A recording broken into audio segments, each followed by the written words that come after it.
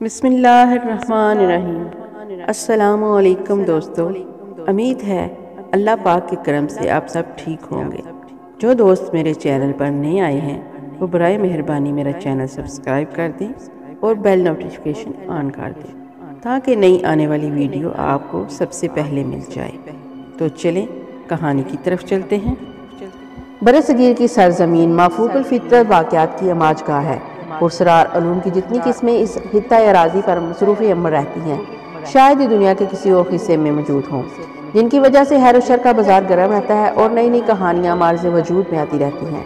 इसी को हम नेकी और बदी का तसादम भी कहते हैं, क्योंकि अहले हैर हक और सच की बालादस्ती के लिए सरगर्म अमर रहते हैं और अहले शर जुल्म, खुदगर्जी और फसाद के लिए बरसर बेकार रहते हैं। ये सिलसिला अज़ल से जारी है और अब तक कायम रहेगा। इंसानों को बहकाने के लिए शैतान ने कदम कदम पर अपना जाल बिछा रखा है। ज़ेर नज़र दास्तान भी ऐसे ही माकूफुल फितरत और पुरसरार वाक़यात पर मुश्तमिल एक ऐसी दास्तान है जिसका एक एक वाक़या पढ़ते हुए इंसान के रोंगटे खड़े हो जाते हैं और अक्ल दंग रह जाती है। ये कहानी इन 5 मासूम हुस्न बेमिसाल की हामिल शरीफ घराने की लड़कियों की है, जिन्हें इब्लीस अपनी चाल में फंसा कर सीधे रास्ते से भटका देता है और फिर इन्हें पुरसरार कुर्तू से मालामाल करके शैतानियत के फ़रोग़ के लिए माशरे पर मुसल्लत कर देता है, जहाँ वो तबाही और बर्बादी के ऐसे ऐसे बाब रकम करती हैं कि दुनिया दंग रह जाती है। और इन हालात में उनका हुस्न और जमाल न सिर्फ इनका शरीक सफ़र बल्कि बेहतरीन मावन बन जाता है। और इस तरह एक कहानी से कई कहानियाँ जन्म लेती चली जाती हैं और बिला हर शैतान के इन शागिर्दों का टकराव अल्लाह ताला के एक बुरगजीदा बंदे से हो जाता है, जिसके पास एक अजीम रूहानी कुव्वत की मालिक पुरसरार औरत का आना जाना था, जिसका तयन ही नहीं होता था कि वो कोई रूह थी या जिंदा हकीकत। और ये कहानी का वो मोड़ है जहाँ दिलचस्पियाँ अपने अरूज पर पहुँच जाती हैं और फिर शैतान के चीलों और बंदगाने खुदा के दरमियान एक अनोखी जंग शुरू हो जाती है और चश्मे तसव्वुर को वो यादगार मार के देखने को मिलते हैं जिनसे कहानी के इख्तिताम तक आंख उठाए नहीं हटती। मोअज़्ज़ज़ सामीन, हम भी मुसन्नफ़ के साथ साथ कहानी दर कहानी के इस जहान पुरसरार और ना दिखाई देने वाली दुनिया का मुशाहदा करते हैं। इस खौफनाक दास्तान का आगाज़ रोहेलखंड की रियासत रामनगर से हुआ और फिर हिंदुस्तान के बेशुमार इलाके इस होलनाक वबा की लपेट में आ गए। हुआ यूं कि रामनगर के रावत राव ने एक बार सैर करते हुए सरसब्ज़ शादाब बाग को देखा, जो अनार, सेब और संतरों के दरख्तों से भरा हुआ था। रावत राय खुद बहुत बड़ा ज़मींदार था। मीलों लंबी ज़मीन पर ज़राअत होती थी और बहुत से बाग मुख्तलिफ फलों के थे, लेकिन इसके किसी भी बाग का ये हुस्न नहीं था। यहाँ तो यूँ लगता था जैसे फल उबल पड़े हों। लागन सिंह, ये बाग किसका है रे? रसकलाल चुरसिया का महाराज, देख रहे हैं आप इसे? लागन सिंह ने रश्क भरी नज़रों से लहलहाते फलों को देखकर कहा, गजब की फजल है, ऐसा कैसा हो गया? रसकलाल खुद इसमें काम करता है। एक ही बाग है इसका? जी महाराज। फसल किसको देता है? बड़ी मंडी के आड़ती रकम लिए फिरते हैं महाराज, सालों पहले का बयाना देने को तैयार रहते हैं। बड़े नहरों से अपनी फसल बेचता है रसकलाल। फल बता रहे हैं कि नहरों से बिकते हैं। रावत राय की आवाज़ में हसद था। जो आड़ती फसल खरीद लेता है मालामाल हो जाता है महाराज, क्योंकि फिर ये फल रियासतों और जगीरों में जाते हैं और सोने के भाव बिकते हैं। ज़रूर बिकते होंगे, क्योंकि ये फल हैं भी सोने के बने हुए। लेकिन एक बात बताओ, क्या ये बाग हमारा नहीं हो सकता? कह नहीं सकता महाराज। वैसे जहाँ तक मुझे रसकलाल के बारे में मालूमात हासिल है, इसका ये एक ही बाग है। वो इस पर बहुत मेहनत करता है। तुम ऐसा करो, रसकलाल को हमारी तरफ से पैगाम दे दो, हम इससे मिलना चाहते हैं। ये बाग देखकर तो हमारे मुंह में पानी भर आया है। ऐसा अच्छा बाग किसी और के कब्जे में हो तो हम पर लानत है। हमारे इतने सारे बाग हैं, इतने सारे नौकर हैं, मगर ऐसी फसल कोई भी पैदा नहीं कर पाया। इसे देखकर तो हम जल कर राख हो गए हैं। बुला लो इसे। और भी बहुत सी बातें करनी है मुझे इससे। नाम भी नहीं सुना हमने तो कभी इसका। इत्तेफाक की बात है कि इस तरफ आए भी नहीं, या आए होंगे तो बगैर देखे नजर डाले ही गुजर गए होंगे। चलो खैर, हर काम समय पर ही होता है। रसकलाल बेचारे को इस मेहनत से निजात दिलाओ। बुलाओ उसे और अकेले में बुलाओ। शाम को तो सब लोग आ जाते हैं। तुम ऐसा करो, कल दोपहर को उसे बुला लो। जी महाराज। रसकलाल बेचारा शरीफ आदमी था, वक़्त का मारा हुआ। वक़्त ने इसके कंधे झुका दिए थे। 5 बेटियों का बाप था।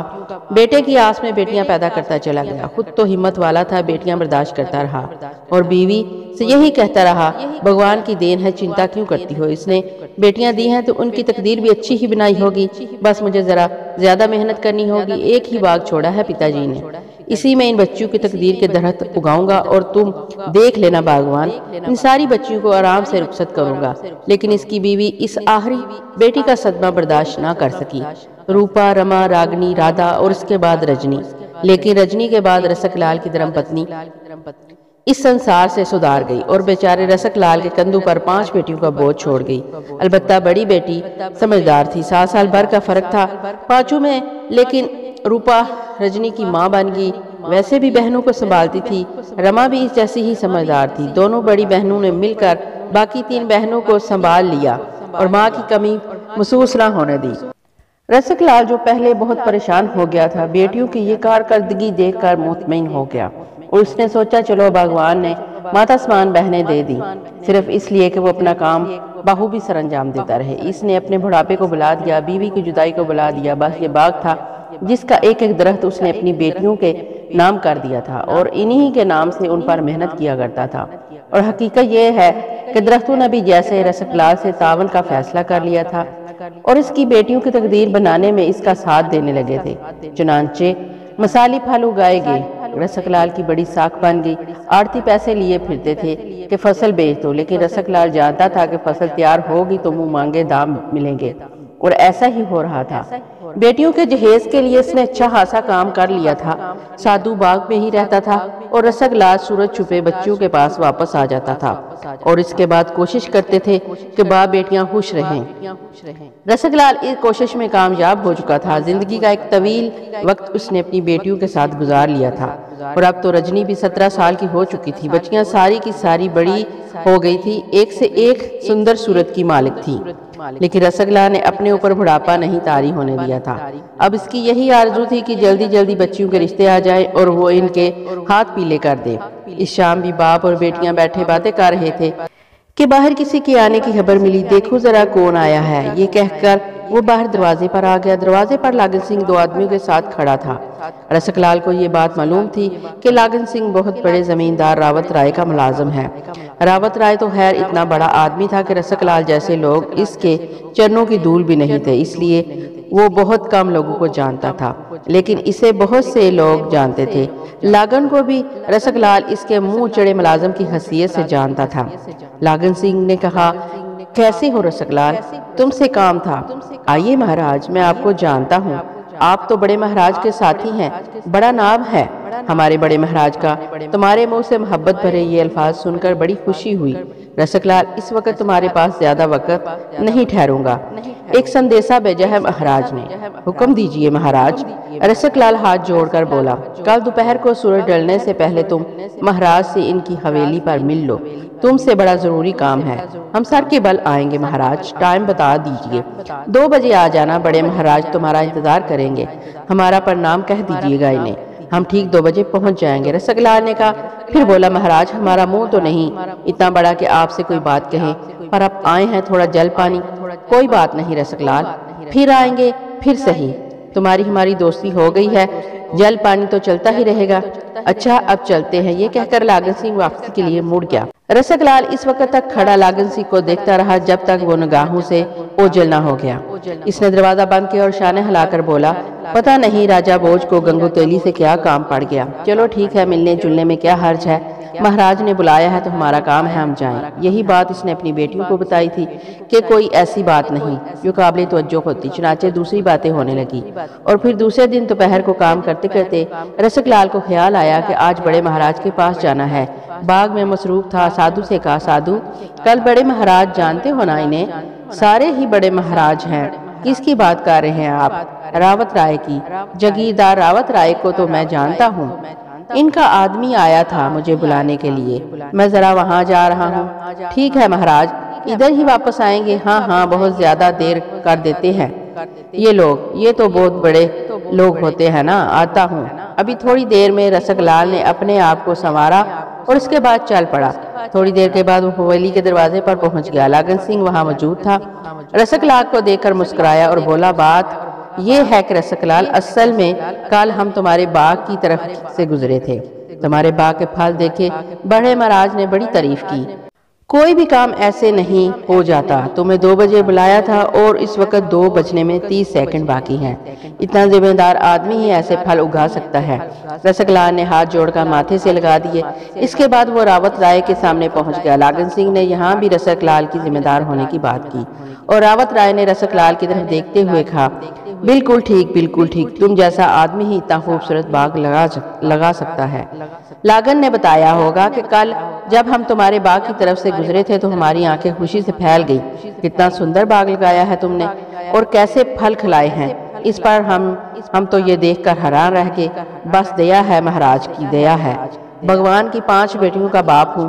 भगवान ने जब 5 बेटियों का बोझ कंधे पर दिया तो उसे ठिकाने लगाने का बंदोबस्त इस बाग की शक्ल में कर दिया। गरीब सा आदमी हूँ जनाब, बस यूँ समझ लीजिए कि अपनी गुर्बत को छुपाए हुए मेहनत कर रहा हूँ और भगवान मुझे इसका सिला देता है। क्यों नहीं रसकलाल, कितना कमा लेते हो साल भर में? बस जो भगवान दे देता है महाराज। रसकलाल, मैं असल में खुली बात करने का आदी हूँ। तुम्हारा बाग मैंने देखा, मुझे बहुत अच्छा लगा और बचपन से मेरी आदत है, जो चीज़ मुझे पसंद आ जाती है मैं इसे अपने पास रखता हूँ, किसी और के पास नहीं रहने देता। तुम्हारा बाग बहुत ही अच्छा है। असल में मेरा बाप भी बहुत बड़ा जमींदार था और मैं इसका इकलौता बेटा। हर ख्वाहिश पूरी की इसने मेरी। अब इसके बाद पिताजी इस संसार में नहीं रहे, लेकिन ख्वाहिश जिंदा है और जो कुछ होता है खुद ही करता हूँ। रसकलाल का दिल धक से रह गया। इन अल्फाज का मतलब इसकी समझ में आ रहा था। इसके अंदर खौल उठने लगे, लेकिन फिर भी वो खामोशी से बड़े महाराज की सूरत देखता रहा। रावत राय ने कहा, रसकलाल 5 बेटियां हैं तुम्हारी। एक अच्छी शादी के लिए एक बेटी के लिए 2 लाख काफी होते हैं। 10, 20, 50 हजार जहेज दे दो, अच्छे से अच्छा लड़का मिल जाएगा और बाकी पैसे वैसे खर्च कर दो तो 5 बेटियों का खर्चा बनता है 10 लाख।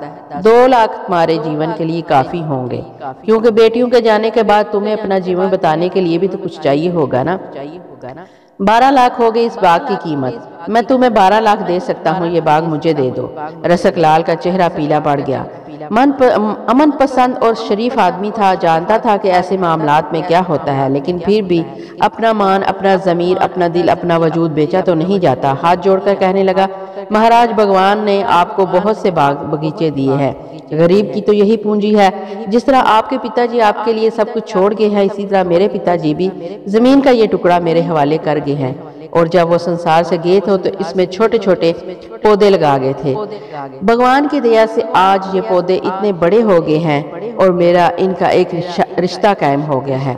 समझ लीजिए वो मेरे माता पिता है या मैं इनका पिता हूँ। हम एक दूसरे से इतने वाकिफ हैं महाराज कि आप सोच भी नहीं सकते। मतलब क्या है तुम्हारा? महाराज, माता पिता बेचे तो नहीं जाते, आप खुद समझदार हैं। बच्चों जैसी बातें ना कर। लकड़ी और सब्ज पत्ते न माता होते हैं और न पिता, बिला वजह इनसे बेतुके रिश्ते कायम कर लिए जाते हैं। अगर वो तुम्हारे माता पिता हो सकते हैं तो जरा मेरे बागों को देखो। मेरे तो हजारों माता पिता हैं, लेकिन मैं इन बातों को नहीं मानता। 12 लाख रुपए मैंने तुम्हें पेशकश की है, 3 लाख और बढ़ा दिए हैं, चलो 15 लाख हो गए। अपने घर बार में आराम से रहो, बेटियों का ब्याह करो और बाकी जीवन सुकून से गुजारो।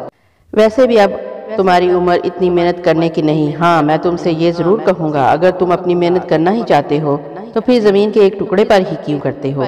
मेरे बाग हैं, मुझे मशवरा दो, इसमें मैं इसका मुआवजा भी दूंगा। नहीं महाराज, हम ये सारी बातें नहीं कर सकते, ना ही अपना बाग आपको दे सकते हैं और कोई बात करे, हम आपके दास हैं। मान लो मेरी बात रसकलाल, मान लो, ये तुम्हारे हक में बेहतर होगा। बच्चियां भी आराम से ठिकाने लग जाएंगी। ऐसा करूंगा, मैं खुद तुम्हारी बच्चों के लिए रिश्ते तलाश करूंगा। महाराज, जो काम भगवान ने जिसके सुपुर्द किया है इसे ही करना चाहिए। हमें इजाजत दीजिए। सुनो, बात सुनो।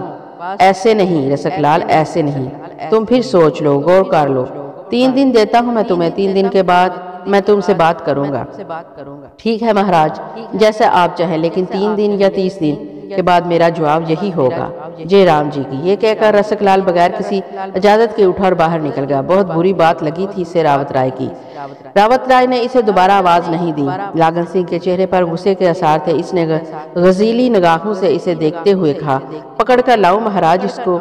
नहीं, किसी भी इंसान की आवाज से, इसके अंदाज से इसकी तबीयत का पता लगाया जा सकता है। लागन सिंह, अब क्या किया जाए, तुम खुद देखो। इंसान बुरा नहीं होता, लोग इसे बुरा बना देते हैं। मैंने इसे सोचने का मौका दिया है, मुझे पता है वो नहीं सोचेगा।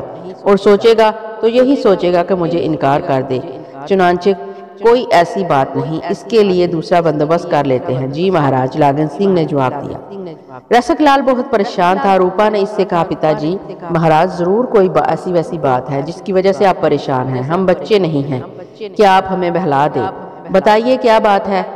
बस वो रावत राय का नाम सुना है तुमने? नहीं, कौन है वो? बहुत बड़ा जमींदार है और बुरा आदमी है। अच्छा आदमी वो होता है जो भगवान के दिए हुए धन को अपनी अच्छी तकदीर समझकर दूसरों का भी ख्याल रखे, और बुरा वो होता है जो दूसरों के मुंह का नवाला भी छीन ले। रसक लाल ने सारी बात रूपा को बताई तो रूपा ने कहा, पिताजी महाराज परेशान होने की जरूरत नहीं है।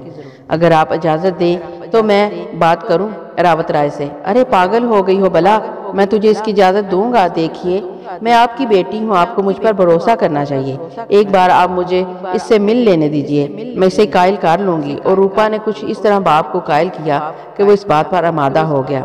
इसी रात सूरज छुपे रूपा रसक लाल के साथ रावत राय की हवेली पहुंच गई। रावत राय को जब मालूम हुआ कि रसक लाल आया है तो उसने हैरत से लागन को देखते हुए कहा, लागन सिंह, ऐसा लगता है रसक लाल के घर में कोई समझदार हस्ती मौजूद है। 3 दिन की बजाय आज ही आ गया जवाब देने। ये तो अच्छी बात है ना, बुलाओ इसे बुलाओ। फिर लागन सिंह के साथ एक खूबसूरत नौजवान लड़की देखकर रावत राय ने मोहब्बत भरे अंदाज में गर्दन हिलाई। फिर बोला, आओ रसक लाल, ये शायद तुम्हारी बेटी मालूम होती है। जी महाराज, आप ही की बेटी है। हाँ हाँ, क्यों नहीं, पिता समान हैं हम इसके। कितनी बेटियां हैं तुम्हारी? 5 ना? जी महाराज। आओ बैठो, रावत राय ने रूपा से कहा, और रूपा इसके पांव छूकर बैठ गई। फिर बोली, महाराज मैं आपके पास एक काम से आई हूँ। हमने रसक लाल को समझाया था बिटिया, हमने कहा था इससे कि तुम्हारी बेटियां हमारी बेटियां हैं, इनके भविष्य की चिंता ना करो, हम भी इनके लिए पिता समान हैं। 15 लाख रुपए की पेशकश की थी हमने, मामूली रकम नहीं होती बिटिया। खैर छोड़ो, बात समझ में आ गई तुम्हारे पिताजी की। नहीं महाराज, हम अपना बाग नहीं बेचेंगे। मैं आपसे सिर्फ ये कहने आई हूँ कि इंसान का धरती से बड़ा गहरा रिश्ता होता है। धरती माँ और इस पर उगे हुए दरख्त हमारे लिए बहन भाइयों की तरह होते हैं। कोई अपना परिवार तो नहीं बेचता। आप हम पर कृपा करें, ऐसा कोई ख्याल अगर मन में है तो दिल से निकाल दे। मेरे पिताजी लावारिस और बेसहारा है, इन्हें वहाँ रहने दें, इन दरख्तों की सेवा करने दें। हमारे बाग में जो लिखा है वो हमें मिल जाएगा, आप इन्हें किसी फिक्र में ना डालें। आपने मेरे सर पर बेटी समझकर हाथ रखा है तो आपकी बेटी आपसे दया की भीख मांगती है। अभी इनकार कर दें इस बात से कि आप हमारा बाग हमसे नहीं लेंगे। रावत राय के अंदर का शैतान उभर कर सामने आया। इसके चेहरे पर मक्कारी फैल गई और इसने कहा, वाह रसक लाल वाह, बच्ची को क्यों ले आए? हमने तो तुम्हें 3 दिन तक सोचने का मौका दिया था भाई, तुम्हारी मर्जी, हम तो रकम देकर चीज खरीद रहे थे, क्या फायदा। चलो ठीक है, अगर तुम नहीं चाहते तो ना सही, अब कोई इतनी बड़ी बात नहीं है, क्या समझी? जय हो रावत राय महाराज की। मैंने कहा था ना पिताजी, जिन लोगों के मान बड़े होते हैं उनका मन भी बड़ा होता है।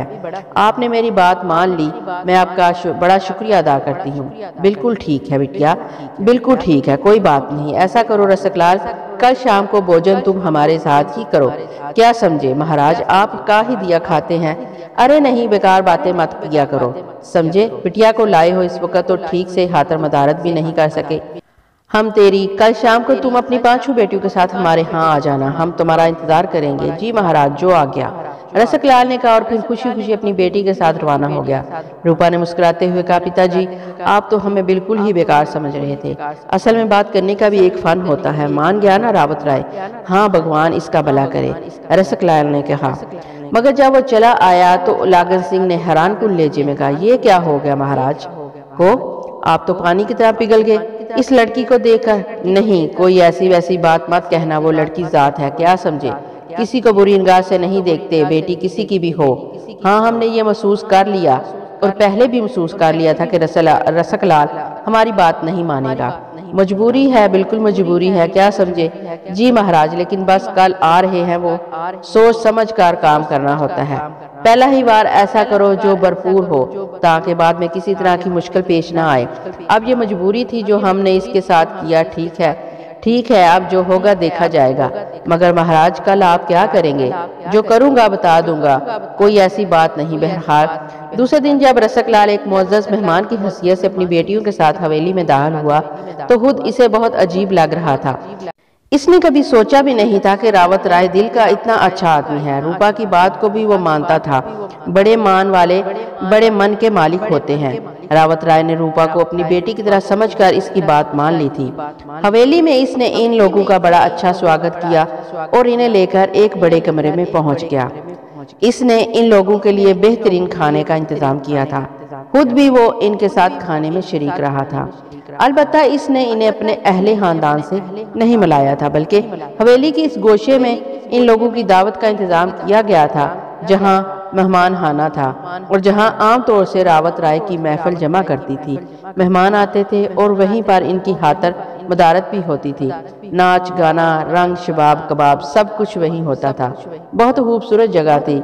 इस बात को रसक लाल ने भी खास तौर पर महसूस किया कि इसकी अपनी तो 5 बेटियां रावत राय के घर आ गई थी, लेकिन रावत राय के घर की एक भी औरत वहां शरीक नहीं थी। बहरहाल ये बात कहने की नहीं थी।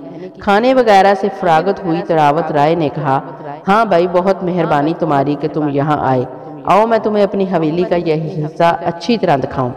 आओ बेटियों, तुम भी उठो। रावत राय ने कहा और सब हंसी खुशी अपनी जगह से उठ खड़े हुए और रावत राय इन्हें मेहमान खाने के मुख्तलिफ गोशे दिखाता जा रहा था और लड़कियां और रसक लाल इससे बहुत मुतासर हुए। फिर रावत राय इन्हें एक तहखाने में ले गया। हवेली का ये हिस्सा बिल्कुल अलग था और आम लोगों को इसके बारे में कुछ भी नहीं मालूम था। बस रावत राय के अपने काम धंधे थे। इस तहखाने में क्या होता था ये कोई भी नहीं जानता था, लेकिन यहाँ आने के बाद रसक लाल को न जाने क्यों घबराहट का एहसास हुआ। बड़ी वसी और अर्ज जगह थी, लेकिन हर तरफ से बंद। सिर्फ यही एक रास्ता था जो नीचे को आता था। वैसे भी सारे का सारा तहखाना खाली था। फर्नीचर नाम की कोई चीज वहां मौजूद नहीं थी। एक अजीब सा माहौल था वहां का। रसक लाल बिल्कुल नहीं समझ सका कि इस तहखाने को दिखाना क्या मायने रखता है। जैसे ही वो इस हालनुमा जगह के बीचों बीच पहुंचे, तहखाने का दरवाजा बंद हो गया। इसकी अच्छी खासी आवाज सुनाई दी थी। तहखाने में मध्यम सी पीली रोशनी दिखाई दे रही थी। रसक लाल कहने लगा, ये तो बड़ी अजीब जगह है महाराज, यहाँ क्या होता है? असल में रसक लाल, ये वो जगह है जहाँ हम अपने खास दोस्तों को लाते हैं, इन दोस्तों को जो शराफत से हमारी बात नहीं मानते। हमने तुमसे कहा था ना रसक लाल के बाग हमें दे दो, 15 लाख रुपए दे रहा हूँ इसके, और तुम्हें तुम्हारी बेटियों का मुस्तकबिल भी दे रहा था। नहीं माने तुम। अब बताओ क्या करते? अगर तुम्हें यहाँ ना लाते तो? मैं समझा नहीं महाराज। समझाते हैं हम तुम्हें। देखो ये कागज है, इसके तहत 15 लाख रुपए में हमें ये बाग बेच रहे हो। सारे कागजात तैयार हो गए हैं, बस तुम्हें तुम्हारे दस्तखत और अंगूठे की जरूरत है। ये काम तुम कर दो, कोई मुश्किल काम नहीं है, आसानी से हो जाएगा। और अगर तुमने ऐसा ना किया रसक लाल, तो फिर समझ लो कि तुम्हारी ये 5 बेटियां यहीं खत्म कर दी जाएंगी और इनके साथ जो कुछ भी होगा देखा ना चाहते हो। महाराज क्या कह रहे हैं आप? होता है, बहुत ज्यादा चालाकी का नुकसान ऐसे ही होता है। रकम लेते हमसे, दस्तखत करते, बाग हमारे हवाले कर देते। तुम नहीं माने, जिद का अंजाम बुरा होता है। चलो दस्तखत करो। वरना अचानक ही दरवाजा एक बार फिर खुला और 4 आदमी नीचे उतर आए। खूब लंबे तिरंगे आदमी थे और रावत राय के खास मुलाजिम थे। रावत राय ने कहा, वो अल्फाज में अपनी जुबान से नहीं अदा करना चाहता रसक लाल, तुम एक समझदार आदमी हो, कुछ समझो। इज्जत आबरू बड़ी चीज होती है। मैं खुद भी इज्जतदार आदमी हूँ, लेकिन ये 4 कमीने हैं। तुम्हारी बेटियों के साथ अगर ये कोई बदसलूकी करे तो इसमें मुझे इल्जाम न देना, इसके जिम्मेदार तुम खुद होगे। ये क्या कह रहे हैं महाराज? ठीक कह रहा हूँ। रोकूं इन्हें या मैं चला जाऊं या फिर इन्हें वापस भेज दूं? बोलो। रसक लाल ने खामोशी से हाथ आगे बढ़ाया और इन कागजात पर दस्तखत कर दिए जो रावत राय ने अपने साथ लेकर आया था। रावत राय ने दस्तखत को गौर से देखा और अंगूठा भी लगवाया गया और इसके बाद इसने मुस्कुराते हुए कहा, मनुष्य खुद अपना नुकसान करता है। अब अगर जमीन के ऊपर तुम ये दस्तखत कर देते तो इसके बदले में 15 लाख रुपए देता। मैं जानता हूँ दस्तखत तो तुमने कर दिए हैं। यहाँ से बाहर जाओगे तो सीधा थाना कचहरी पहुँचोगे। वहाँ दहाई दोगे कि फरियाद करोगे कि ना तो हमें कोई रकम मिली, ना ही तुम खुशी से इस काम के लिए तैयार थे। तुम्हारे ऊपर जुल्म किया गया, ज्यादती की गई है। ना मैं थाने से डरता हूँ ना कचहरी से। इंतजामात हैं मेरे पास, मगर शोर शराबा भी नहीं चाहता। ये भी नहीं चाहता कि बिला वजह लोग हंगामा करते फिरे। समझते हो ना मेरी बात को? तो मतलब मेरे कहने का ये कि अब मेरी मजबूरी है। रसक लाल, भगवान ने इतना ही जीवन लिखा था तुम्हारे नसीब में। मैं समझ नहीं रहा महाराज। चलो इन्हें समझाओ रावत राय ने इन चारों आदमियों से कहा और दूसरे ही लम्हे वो रसक लाल पर टूट पड़े। उन्होंने रसक लाल को नीचे जमीन पर गिरा लिया। लड़कियां बुरी तरह चीखने लगी। वो अपने बाप की मदद के लिए दौड़ी, लेकिन दो आदमियों ने इन लड़कियों को संभाल लिया और इन्हें मार मार कर पीछे धकेलने लगे। बाकी दो आदमियों ने रसक लाल को जमीन पर डालकर जानवर की तरह ज़बह कर दिया। रसक लाल की गर्दन झूल गई और इसका बदन तड़पने लगा। खून के फव्वारे उठ रहे थे और रसक लाल का गर्दन कटा हुआ धड़ बुरी तरह तड़प रहा था। लड़कियां शदीद दहशत के आलम में चीख रही थी और रो रही थी, लेकिन वो दोनों आदमी जो इंतहाई खूनखार थे इन्हें मुख्तलिफ हरकत करके पीछे धकेल रहे थे। थोड़ी देर के बाद रसक लाल का बदन सर्द पड़ गया। खुद रावत राय काफी पीछे हट गया था, लेकिन फिर भी खून की बहुत सी छींटें इसके बदन पर भी पड़ी थी। जब रसक लाल सर्द हो गया तो रावत राय ने सर्द लहजे में कहा, अब इसे ले जाओ और इसके बाद तुम्हें क्या करना है तुम अच्छी तरह जानते हो।